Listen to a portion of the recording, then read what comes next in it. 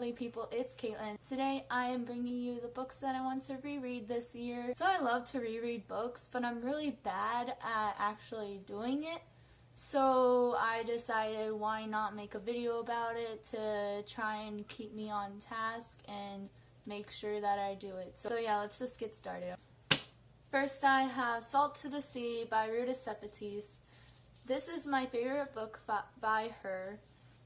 It follows 4 teenagers set in World War II Germany, and they are trying to get out of Germany, and it shows their travels and conflicts that they have throughout their journey. This is such an emotional book, and you always hear about how Ruta Sepetys doesn't sugarcoat it at all. She gives it to you raw, and it's amazing book. And if you haven't read it, I recommend it. I read it this past January, and I've been wanting to reread it ever since. Next I have The Novice by Taran Matharu. Yes, I think I said that right. So this book I really enjoyed last year. I read it about a year ago, I think, and I don't remember basically anything about this book. I need to reread it in order to read the sequel, and the third and final book is coming out in May, so I want to read that one as soon as it comes out if I enjoy the second one also. So I gotta get around to rereading this, or else I basically won't be able to continue on with the series because I forget almost everything. I know that the main character's name is Fletcher, and that little salamander dude somehow is his pet / Pokemon. When people describe this book, a combination of Pokemon, Harry Potter, and Lord of the Rings, because there are trolls and elves and stuff like that, and then Pokemon, you have these little pet type things, which I sort of forget, and then Harry Potter, you have some sort of powers, plus it's at a magical boarding school. So that's always cool. I love seeing books with boarding schools in them, especially involving magic. So yeah, I am pumped to reread this one because I have to. Next I have Since You've Been Gone by Morgan Matson. This book follows a girl named Emily, and her best friend Sloane mysteriously left.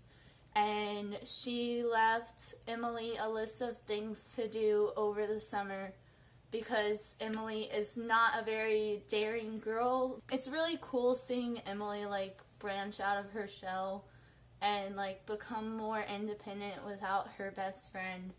But yeah, just the whole concept of the list, 1 is kiss a stranger, 2 is go skinny dipping.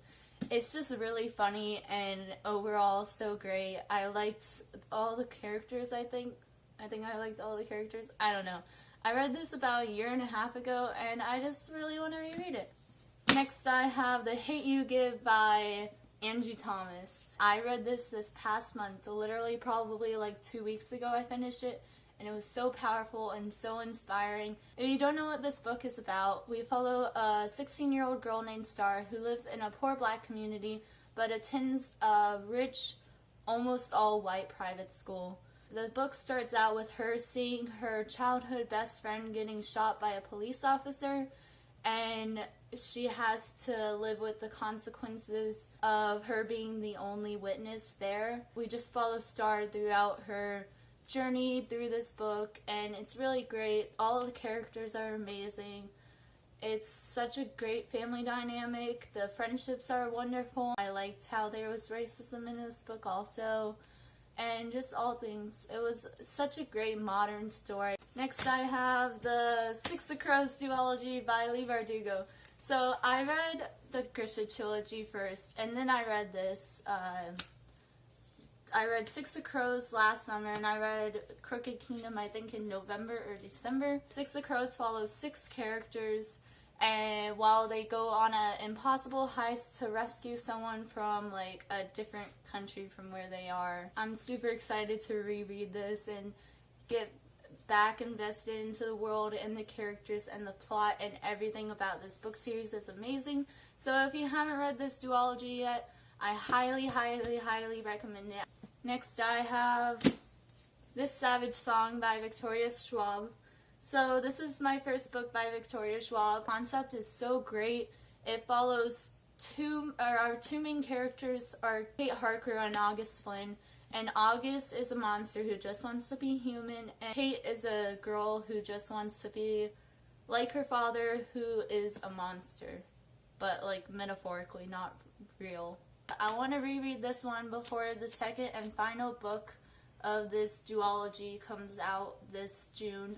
Next I have My Heart and Other Black Holes by Jasmine Wenga. This book follows a teenage girl who is depressed. She wants to commit suicide but is afraid she won't go through with it. So she goes on some website to find a suicide partner, and she meets up with him, and the whole concept is like, will they go through it, or will they like find out that there is a reason to live?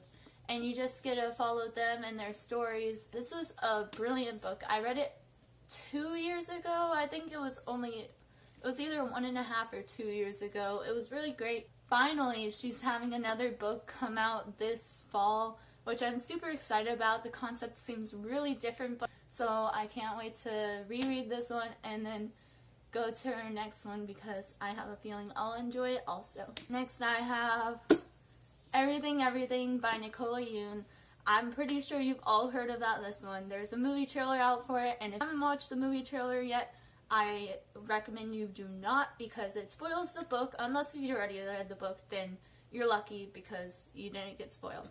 But yeah, so this book follows a girl named Madeline, I think that's her name, and she is allergic to everything. She hasn't left her house since she was like 1 or 2, but so she's like been trapped in her house almost all her life. Until one day, a boy moves in next door, and it changes her whole world. It's really cute, and it does sound sort of cheesy, but it does carry a good message with it, which I find I feel like I've been finding a lot in YA contemporary lately. Finally, I have... That was a fail. This Sun is Also a Star. The Sun is Also a Star by Nicola Yoon. It basically follows a girl named Natasha and a boy named Daniel. Natasha is a Jamaican American who migrated from the US when she was about 3, I think, while Daniel was born in the States, but he is a Korean American. Natasha and Daniel meet each other when Natasha is about to be deported back to Jamaica because of her family's illegal immigration. Nicola Yoon basically takes love at first sight, that trope, and turns it all around and says, you know what, I'm going to write a book about it, I'm going to make it epic, and you're going to love it, and you're going to love the characters. Sort of insta-lovey at like little tiny points in the novel, but I definitely felt like this book could have, like, their relationship could have been taken place over the time span of a year rather than a day, because it was just so brilliantly planned out. They had so many ups and downs, like a real relationship. This was such a wonderful book. If you liked Everything Everything, you're going to love this. But if you didn't read Everything Everything, you're still going to love this. Like, even if you're not pro-romance, well, maybe if you're not pro-romance, then you won't like it. But if you like romance at least somewhat, I would give this a chance. So those are all 10 of the books that I'm going to try and reread this year. I am hoping that I'll get to them all, but I'll be lenient with myself if I didn't. I hope you enjoyed this video. If you did, be sure to give it a thumbs up. Click subscribe if you want to be notified for when I post new videos. Thank you all for watching, and I'll see you guys soon. Bye!